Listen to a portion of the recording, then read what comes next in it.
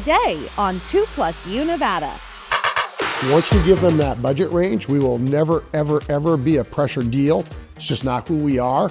The one-stop contractor in Reno to help you remodel your kitchen or bathrooms. What DreamMaker Bath and Kitchen offers that's different than other options. We really have a whole team that you get assigned to. So you'll have a nurse, a CNA if you'd like, spiritual care, social work, all the entities come together. And it really is, the way I explained to them, we're coming to you now. The discussion of death, especially of your loved ones, can be a hard topic. But planning ahead can make the transition for surviving family members so much better. How Circle of Life Hospice makes the experience as bearable as possible. You're watching 2+U Nevada. Thank you for joining us for this edition of 2+U Nevada. I'm Sarah Johns, your host. Hope you're coming off a fantastic weekend. We had a pretty productive one at home and finally got rid of the Halloween jack-o'-lanterns. Oh my gosh, they looked like soup on our front stoop. Zach actually had the best idea. He told me to get the snow shovel out, and that's what worked best to remove the moldy pumpkins. I don't know if it's because of our mild weather this fall, but they just did not last well this year. I did see something online that we will try next year. Bathing pumpkins by submerging them into a 5-gallon bucket of white vinegar. That supposedly helps to stave off the mold.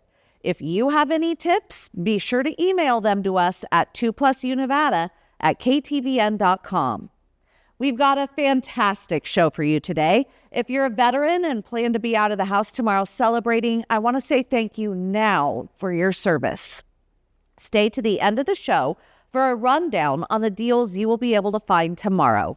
We are thrilled to have you joining us today for 2+U Nevada.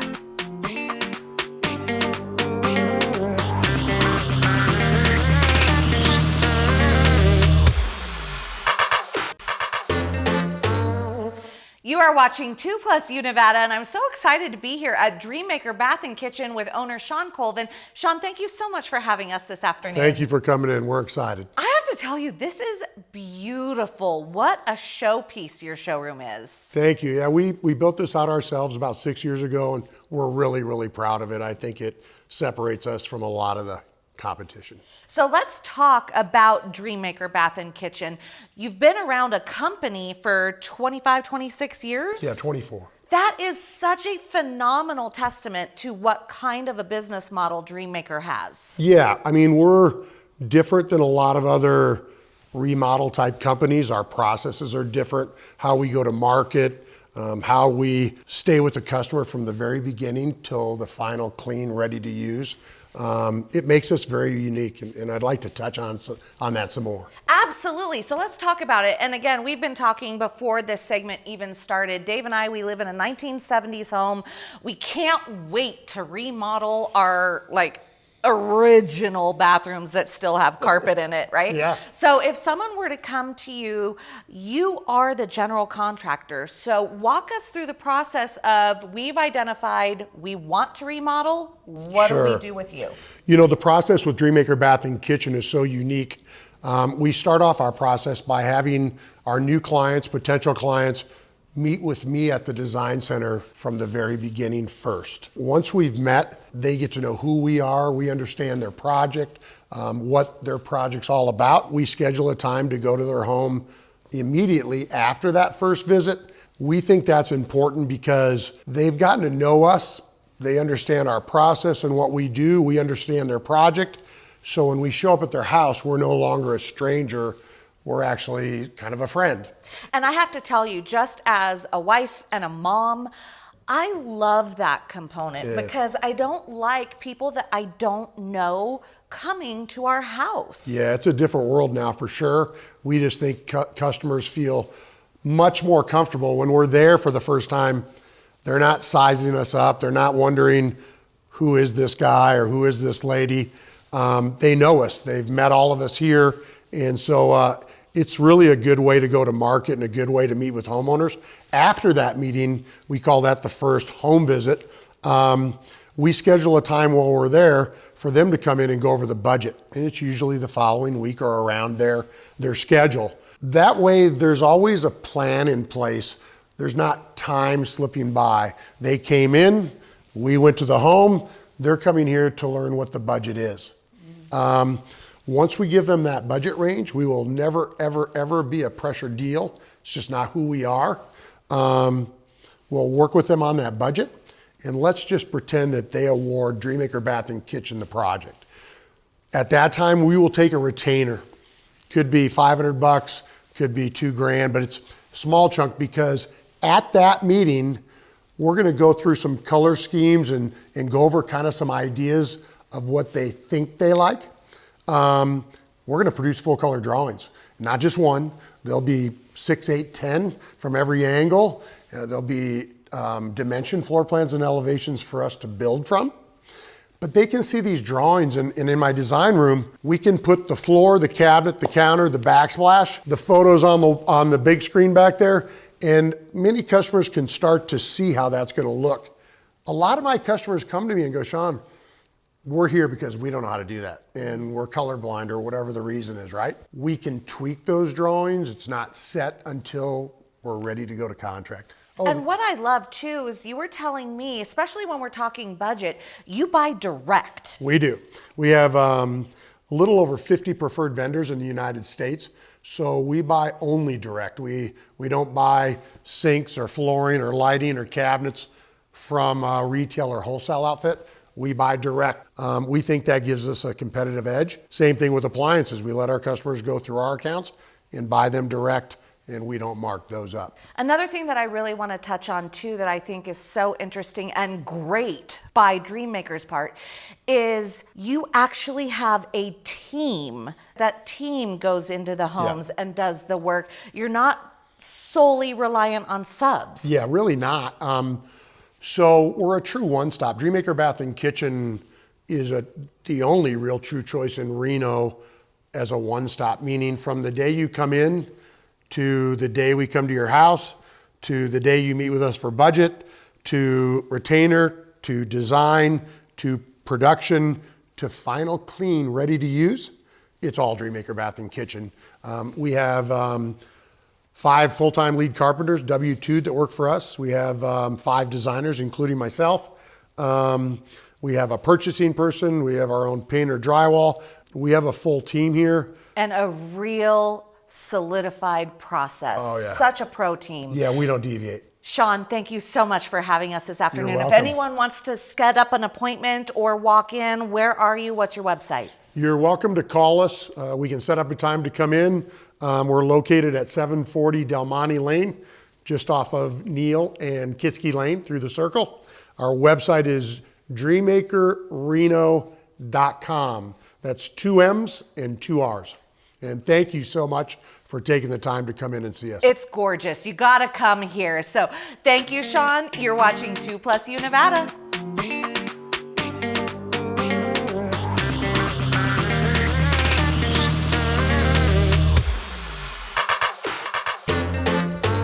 You are watching 2+U Nevada. So excited to be joined this afternoon by Regina Bradley and Phil Doran of Bradley, Drendel, Jeanney. And today we're talking about winter safety, and a lot of people are going to be having those holiday parties. And then I was just asking you about sidewalks because, the neighbor that might not shovel their sidewalk, could be a liability. That's correct. So in Nevada, as a homeowner, you do have an obligation or a duty to maintain a clean and clear sidewalk.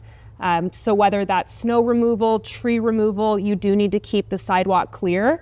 If you don't remove the snow and someone slips and falls and suffers an injury, you may be liable for their injury claim.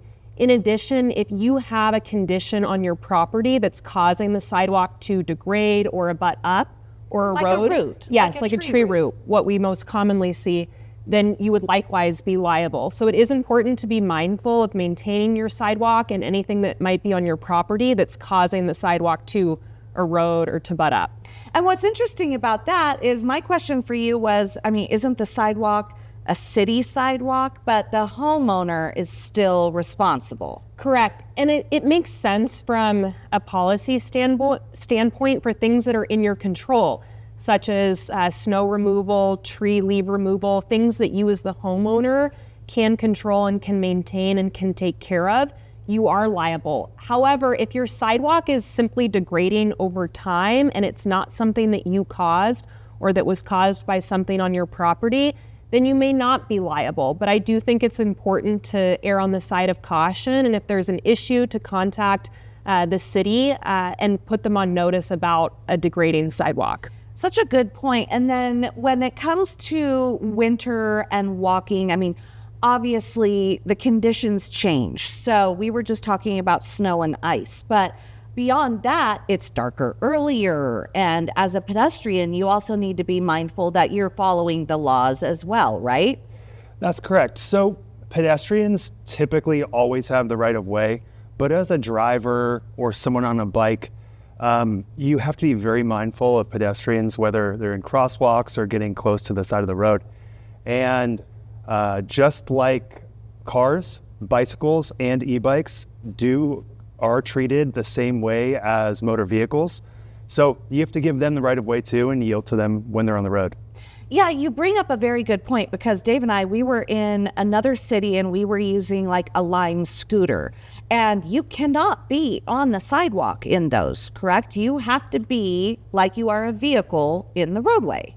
Or the bike lane, if there is one, or as far as you can to the right of the road where it's safe enough where you can give some cars some distance. And for your own safety, a lot of times, especially when it gets dark early, like we go into the fall and winter, you're gonna probably not see that bicycle as well as you probably could in the middle of the summer. So it's very important to stay as far as you can to the right, because obviously vehicles are a lot larger than bikes. Is it incumbent on the bicyclist or the person on the scooter or the e-bike to make themselves visible?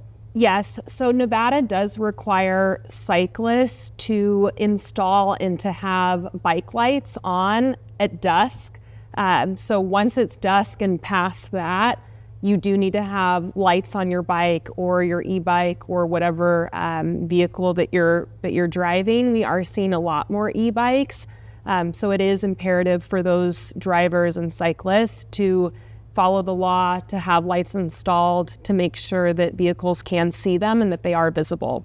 So we only have a little bit of time left, but I really do also want to cover the large gatherings that people will have during the holidays. We're talking holiday parties, whether it be Thanksgiving and a whole bunch of people coming, or Christmas, New Year's. You know, a lot of people have these big parties and celebrations. What do homeowners who are hosting these parties need to be aware of? It's important to be mindful of your guests and to make sure that people are being safe, to encourage Ubers or Lyfts or designated drivers so that no one's getting overserved and potentially driving home intoxicated. And it can be tricky whether you're liable for something like that if someone leaves your house and ends up causing an accident. But it's better to be cautious and make sure that your guests are being safe when they're coming and leaving your home. And when they come to your house as well, it's really important to keep your entryway clear. And before you have any gatherings, I would check to make sure you have homeowners insurance for anything that may occur on your property. That's such good advice. Even just somebody tripping and twisting an ankle, obviously there's the drinking too much component, but just a trip and a fall could result in some sort of issue for a host, right? Yes, and what we see a lot of is if someone owns a dangerous dog or has a dangerous condition on their property, you very well may be liable as the homeowner. So it's important that if you know that your dog perhaps isn't friendly, it's best to keep that dog crated or away from your guests so that that's not an issue. Such good advice. Thank you both so much for joining us this afternoon. Thank you. Thank you. You're watching 2+U Nevada.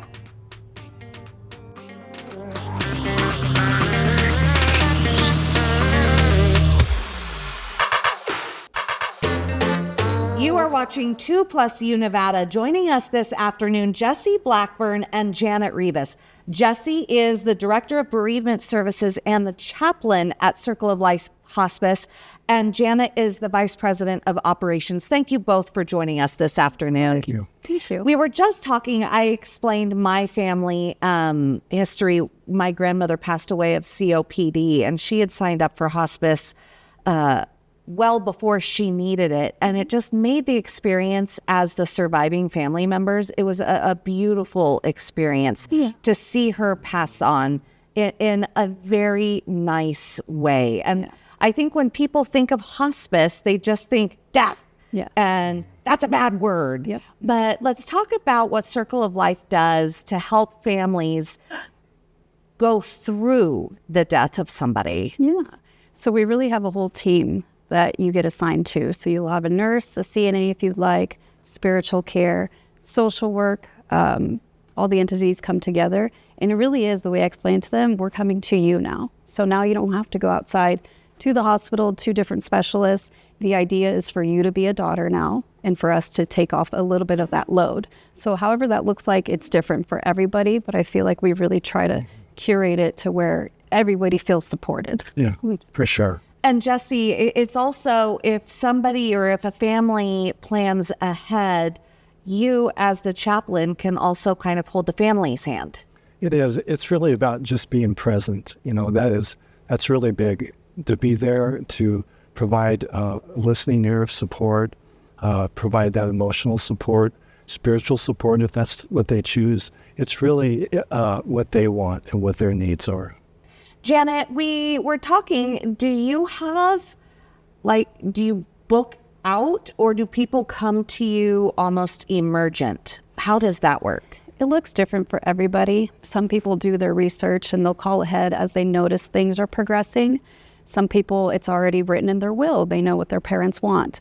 It's very case by case, but there are a lot of emergent needs where now it's the decision's been made where there's nothing else they can do. So they're quickly trying to find hospice. And we hear it so many times where they say, I wish I would have done this sooner. Because the sooner you get that care, that comfort, pain management at home, you would have avoided all those hospital visits and honestly quality of life. And we obviously are talking about hospice as helping someone transition towards their death. And with that, you said people don't have to go to the hospital as much for pain management. How far out can a person be utilizing hospice? Are we talking weeks or are we talking months? Yes. So Medicare standards are 6 months or less. And that's always hard to determine what that looks like for everyone. But that's where the physician usually says, you know, we think you have about 6 months or less, or recurrent hospital visits where what is the conclusion? What are we trying to get at? So mostly wishes to stay at home, but definitely the disease progression if it looks like 6 months or less. And what sets Circle of Life apart from anywhere else somebody might choose? Well, Circle of Life is a special place for sure. We're locally owned and operated, so we're not kind of pressed down by big corporate. And our owner, Michelle, she's very big on the quality of care that we give our patients and their families. Mm-hmm. And, you know, it's like if her philosophy is this, if you're there for a half hour and they need another half hour, then you stay another half hour. So there's so many things, you know, it's just, I've worked here for years. And one thing that I love about it is the vision that started in 1999 is the same vision that we have today. Nothing has swayed. And that says a lot about ownership. And people have choice. They have the choice to be able to pick Circle of Life. Yes, it's very important to understand that you have that choice. It's the law. So you can interview different hospices. A lot of people think, oh, I need to stick with this one because it's with this provider, but it's whatever suits the patient and the family and just whatever feels right for them. And let's talk myths versus facts of hospice care. Yeah. So I think a myth is definitely the word, like you said, hospice, right? It's instant. I've heard it where they say, I have to stay in bed now. And I always tell them, no, you can go do whatever you usually do if you're still able to. People don't even know that you can still travel on hospice. So we coordinate with a hospice agency wherever you're traveling to continue receiving that care. So that is a big myth where they think, okay, now I'm bedbound. That's it. Right. Like really and truly, I'm not doing anything but staying home and dying. Right. Where you allow people to live up until their last breath. Yeah. That quality of life is so important. And we always joke that the word hospice, the scary word, but it's actually a Latin word for hospitality. So I tell that to people, and it kind of changes they go, oh, wow, I didn't know that. As a family member who experienced my grandmother's hospice and death with hospice, I just have to say it is such a gift to be able to provide hospice for your family members, because it was actually a beautiful experience for our family. It wasn't traumatic. That's what I think a lot of people need to hear, because they're so afraid of that. But once you hear that it can be a beautiful death, and I know that can be hard to hear and to really understand, but I think once you've experienced it, you can attest to that. Well, if somebody is facing this or wants to plan ahead, where do they go? Definitely go to our website, colhospice.com, or call us at 775-827-2298, and we can definitely provide information in person at any time. Jessie, Janet, thank you so much for joining us this afternoon. You're watching 2+U Nevada.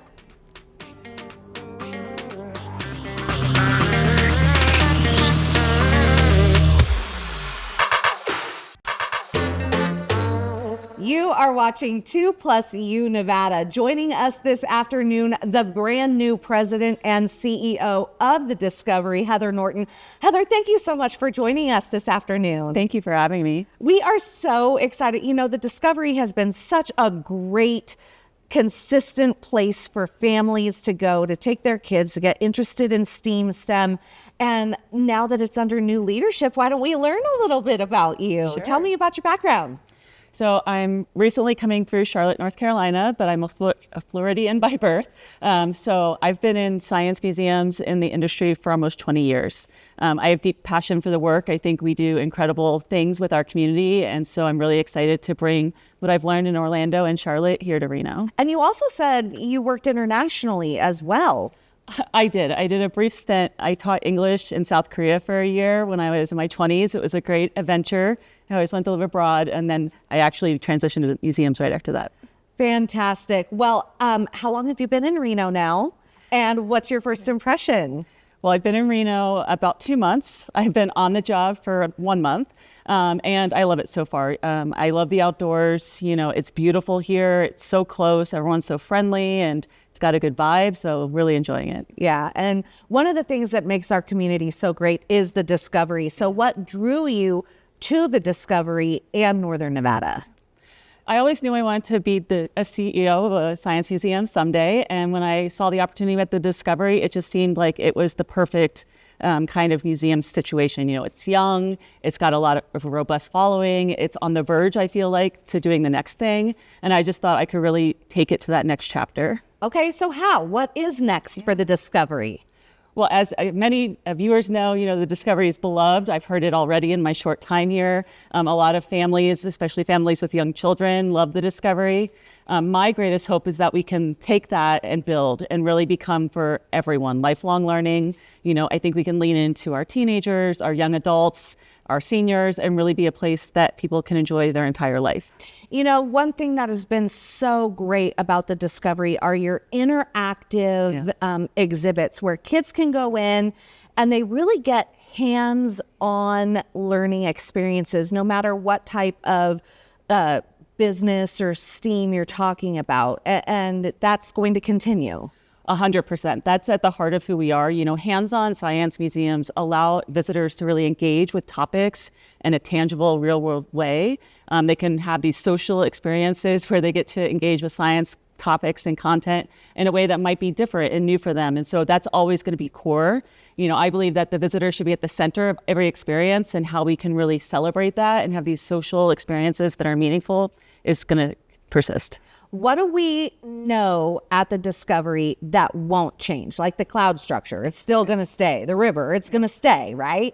Yes, the water table and the cloud structure are going to stay. They're, you know, core kind of elements of the Discovery, and they're really well done. You know, they're actually exceptionally well done. I've had the experience to, you know, visit museums from around the world, and, you know, those are two really stellar experiences.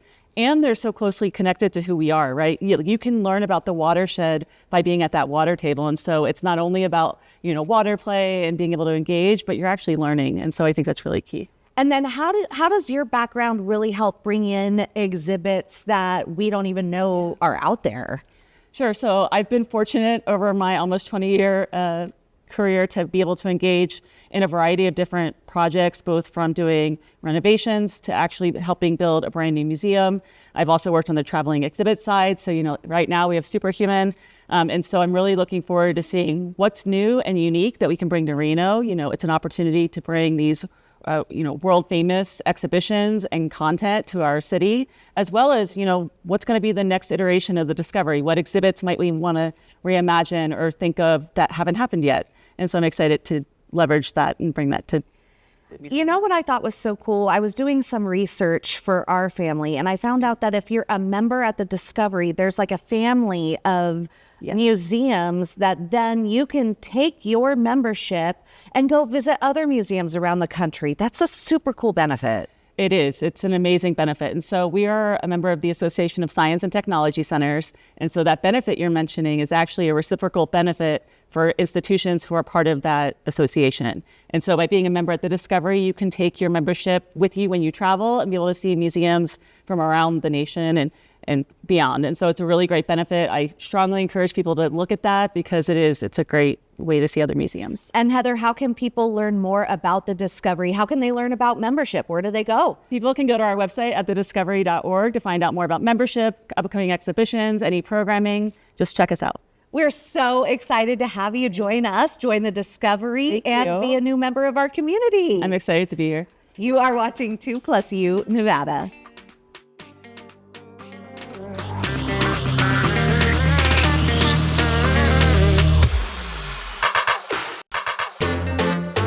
You are watching 2+U Nevada. So excited to be joined by Nayla Garcia this afternoon. She is the volunteer manager of the SPCA in Northern Nevada. Thank you so much for being here. Thank you for having me. I feel so privileged.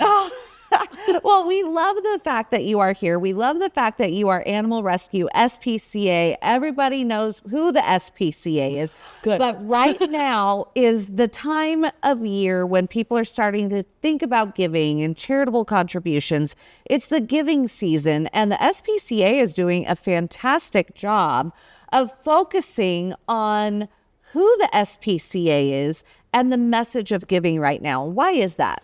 Because it is Giving Tuesday. It starts on Saturday. November's here. Can you believe it? Wait, what? Where'd October go? So this Saturday, November 1st, we will begin our Giving Tuesday campaign, and we will start our mission of raising $130,000. That's our goal this year, which is $30,000 more than last November because times are tough and things are expensive. So we've got to make this money. But it's also because we have a $70,000 match this year when we usually only get $50,000. So those who are right now able to give have been like, well, take my money and make more money than you did last year. So it's an online fundraiser, which is a little bit different than, your in-person galas. But we found that they're the most impactful because people can help from the comfort of their own couches. Like you do not have to leave your home in their pajamas. In their pajamas. In their pajamas. We've got a QR code for you. If you're in your pajamas right now, all comfy, cozy, or in your sweats or yoga pants, trust me, I get the yoga pants. Exactly. And so it makes it the easiest way. Like you don't have to be extroverted, introverted. Anyone can donate. It can be $5. It could be $50. It could be $500, whatever you're able to give. And so every Tuesday for Giving Tuesday, hence the name, Sydney, our marketing supervisor, will be posting videos of animals that we have helped. And so that's a part of the campaign so that when you're giving, you're not like, where's my money going? We're telling you exactly what your funding goes towards, how it helps pets in our community, but also pets that are already in loving homes. So the first video will drop November 4th, next Tuesday. So give us a little preview, though. Okay. Give us a preview of all the content that you're going to be putting out through the month of November, talking about where is my money going. Yes, you will be dropping this information throughout the entire month of November, but tell folks at home what some of these programs are.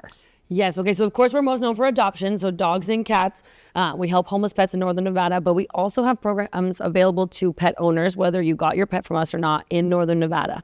So we have a low-cost vaccine clinic every single Saturday and Sunday at our thrift store from 11 a.m. to 3:30 p.m. It's $20 for every single shot. You're kidding. Yes. Well, no, I'm not kidding.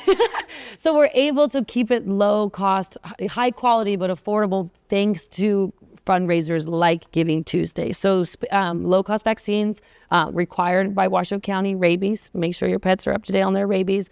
But we also do low-cost spay and neuter. So that's also $130 for dogs, $50 for cats. I joke with some people because that's like Beyonce tickets to get into because we are the most affordable option in Northern Nevada, but we're trying our best to expand that. We have a voucher program on top of that so we can get local veterinarians to agree to do spay and neuters with our prices. Wow, that's huge. It Because is. I'm sure the wait list is tremendously long. It is, and we can't even take a wait list because it's too hard to manage because then someone's like, well, I actually was able to get into Options Veterinary Care, so you can take me off. So we just host that button once a month. Our team is tirelessly working to get as many humans in each month because the best way to keep pets out of our adoption centers like ours and prevent them from being homeless is preventing unwanted litters. So spay and neuter your pets. It's also best for their health and long term. So vaccine clinics, spay and neuter, but I'm not done yet. We also have Todd's Medical Fund. So that one came about in 2021, and it is literally a financial veterinary assistance program to help people who need help paying vet bills for emergency situations. Because we all know that, I mean, people love their pets. Pets are their family members, but in tough times, people make decisions and sometimes the pets go without or are unable, or they have to surrender a pet because they can't afford the issue. Exactly. Whatever the medical is. And that is a problem in our community that we were trying to solve. And so Todd's Medical Fund came around because of that. And so it can be anything from maybe a dental, like your pet has periodontitis and they're getting sick because their teeth are infected. So you can apply for Todd's to help pay for a dental as much as we can at the point of the time. It also includes end of life. So like you mentioned, it takes a couple $100s to send our beloved pets over the Rainbow Bridge. And some people don't even have that. And so they unnecessarily watch their pet suffer. Or they have to relinquish them because they're like, maybe someone else can help this pet, but we don't want people to have to do that. So Todd's Medical Fund is another one, and we have a lot of people who donate specifically to that fund. But those programs, we have a Jackie's Community Cat, so if you have ferals in your community or in your company's neighborhood, for those warehouse workers, you can rent traps from us so that we can help get them a spay and neuter so your 5 neighborhood cats don't turn into 25. But our main programs are vaccine. No idea. We do so much behind the scenes. Oh my gosh. Okay. So with all of this, the key message is the SPCA does far more than, and I don't want to use the word just, animal adoption, but you're there for the animals. And during the month of November and during giving season, there is a match. So for every dollar that you donate, somebody else is going to be matching that dollar. So it's bang for your buck. Yes, double bang for your buck. Where do people go? So go to our website, spcanevada.org/donate. This link is already live, even though it doesn't start till Saturday. We figured, why wait? This is Scout. He will be our first, now Riley, but Scout will be our first video going out on Tuesday. Perfect. But you can visit our website at spcanevada.org/donate. You can donate online. And remember, $5 equates to 10, $50 equates to 100. So this is the time to give because, like you said, double your money. So, Nayla, thank you so much. That website to donate, spcanevada.org/donate. You can see it there on your screen. You are watching 2+U Nevada.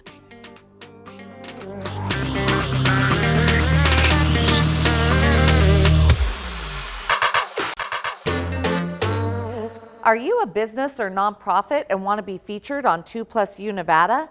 Have a Mom to Mom Monday, a Tried It Tuesday, or even a cute pic you just want to show us? The whole point of 2+U Nevada is the plus you. You can send us your content by visiting our website. Head to 2news.com and click on 2+U Nevada. Or you can email us at 2+UNevada@ktvn.com. Now to our Kindness 101 series, where Steve Hartman and his children share stories around kindness and character, and the people who've mastered those qualities. Today's lesson is humility. Steve revisits a story of his own from 2020 to reflect on what he learned during a humbling afternoon on the hockey rink. Good morning. I'm Emmett, and this is Meryl. And this is our lesson on humility.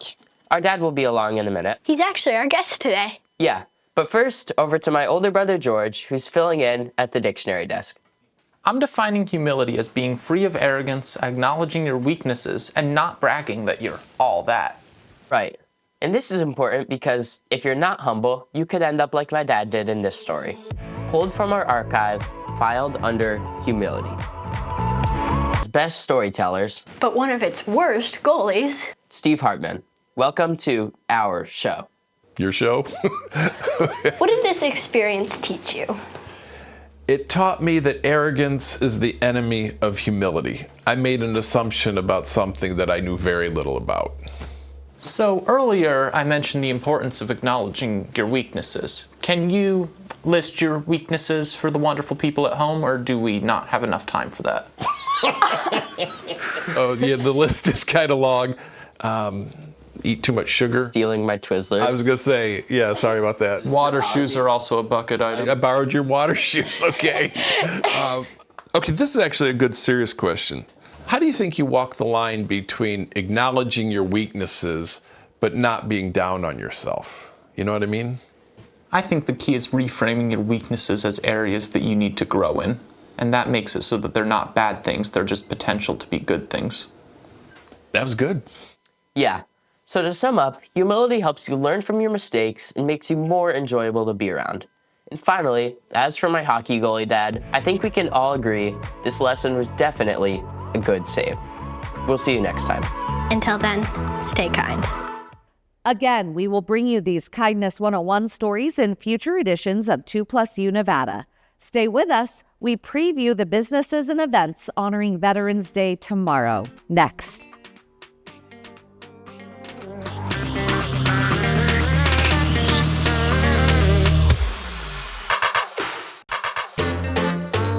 Tomorrow, we celebrate Veterans Day.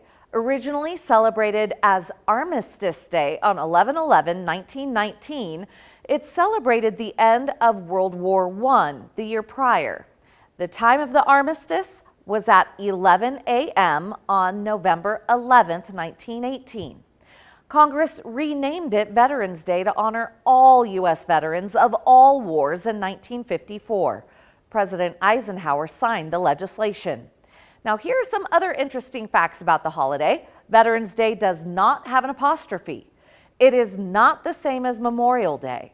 Back in 1971, the federal government changed Veterans Day to be observed on the fourth Monday of every October, but people got confused and didn't like the change. So in 1978, it was changed back to 11/11. For those of you who served, thank you so very much for being our brave protectors.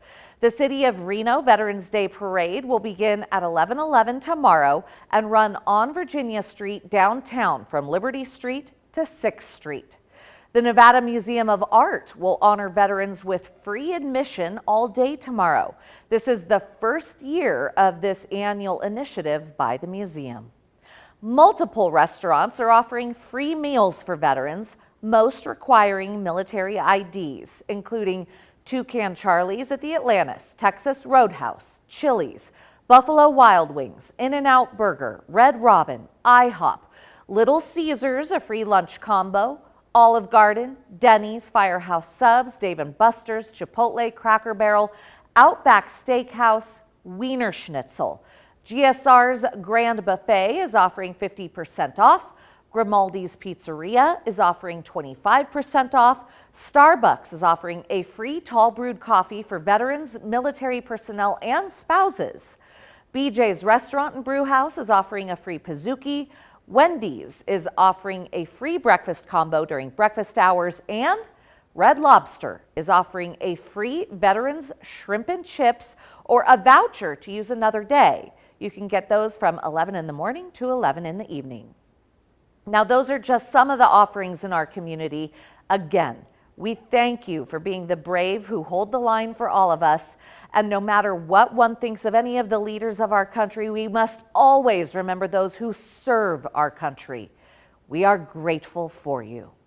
That's it for this edition of 2+U Nevada. Thank you for inviting us into your home this afternoon. We look forward to joining you every weekday at 3 for 2+U Nevada. 2 News Nevada at 4 starts now.